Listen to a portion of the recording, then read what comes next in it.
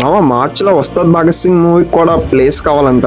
So matter ఏంటంటే ఇప్పటికే TFI నుంచి రెండు పెద్ద మూవీస్ అయితే మార్చ్ లో రిలీజ్ అవుతున్నాయని మనందరికి తెలిసిందే.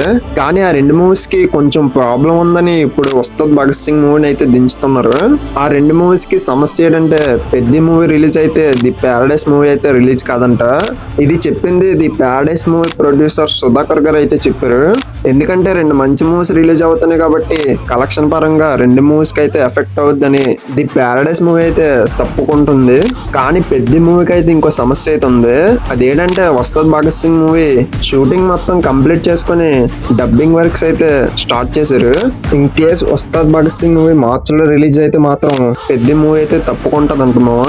ఎందుకంటే రామ్ చరణ్ కి పవన్ కళ్యాణ్ గారు బాబాయ్ కాబట్టి, ఇంకా రెండు మూవీస్ కి ప్రొడ్యూసర్లు మైత్రి మూవీ మేకర్స్ కాబట్టి కంపల్సరీ పెద్ద మూవీ అయితే తప్పుకుంటదని చెప్పారు.